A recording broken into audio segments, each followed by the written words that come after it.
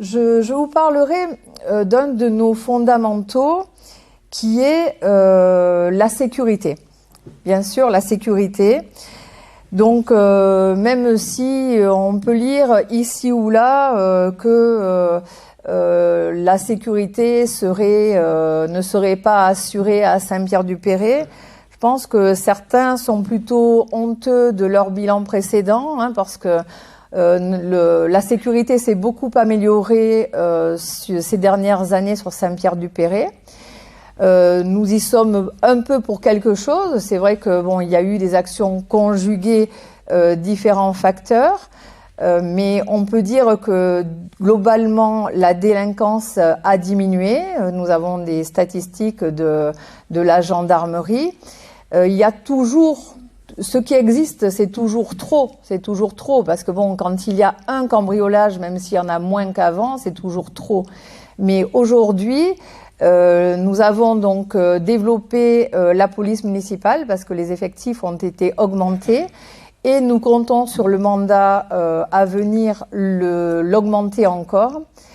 La police municipale ça a été notre choix, a été armée.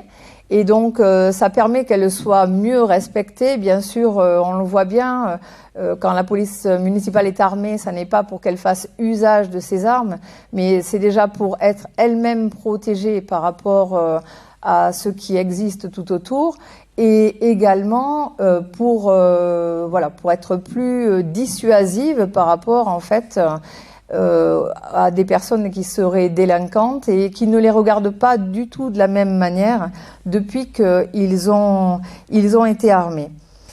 Donc les affaires d'ailleurs au niveau de la police municipale ont été reprises en main par des agents qui sont des agents aguerris, certains qui sont d'anciens militaires. Donc on a des personnes qui sont des vrais policiers municipaux de terrain.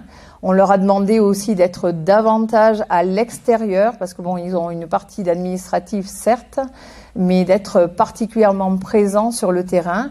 Et nous avons, on a pu constater sur les 6 dernières années qu'ils étaient quand même beaucoup plus visibles. On a acheté également un véhicule supplémentaire de manière à ce qu'il puisse y avoir 2 patrouilles qui tournent à l'extérieur. Je rappelle quand même qu'en 2013, Saint-Pierre-du-Perret avait le triste record de la ville qui avait le plus de cambriolages en Île-de-France. Aujourd'hui, ces statistiques-là, bien heureusement, en fait, ont considérablement baissé. Donc, comme je le disais tout à l'heure, bien sûr, ceux qui existent encore sont toujours de trop, mais ça n'est qu'avec des actions combinées qu'on arrivera à baisser tout ça. D'ailleurs, sur ce mandat, nous redoublerons les efforts. Nous allons renforcer la vidéoprotection.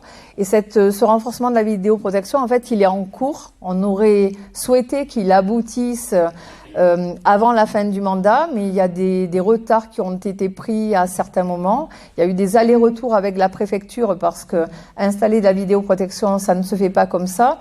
Mais vous allez voir dans les jours ou les semaines à venir, donc l'installation d'une vingtaine de caméras un petit peu dans tous les secteurs de la ville et qui vont être placés cette fois-ci sur des endroits stratégiques, donc ronds-points stratégiques et entrées de ville, de manière en fait à pouvoir tracer ce qui se passe. Et nous allons rechercher, en fait, étudier la possibilité de relier nos caméras à un CSU en lien avec notre agglomération Grand Paris Sud, de manière à un petit peu diminuer les coûts, parce que être derrière une caméra toute la journée, c'est vrai que la commune de Saint-Pierre-du-Perret, elle n'a pas forcément les moyens de payer quelqu'un qui est derrière une caméra toute la journée. Mais si nous partageons cette dépense avec d'autres communes, ça peut devenir quelque chose de possible.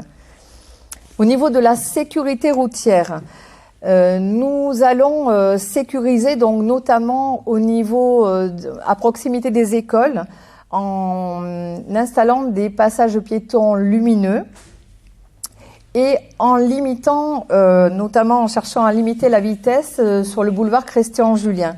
parce que comme vous le savez, donc le groupe scolaire Saint-Exupéry donc va bientôt ouvrir.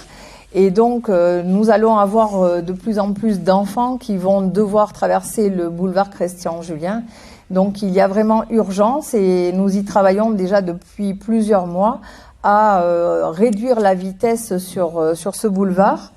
Ça aura un deuxième effet positif, ça sera celui de réduire le niveau sonore pour les habitants qui sont à proximité. Donc à la fois ceux de la ZAC de la Clé de Saint-Pierre d'un côté et ceux de l'autre côté dans les nouveaux bâtiments Arte Nova qui sont en construction à l'heure actuelle.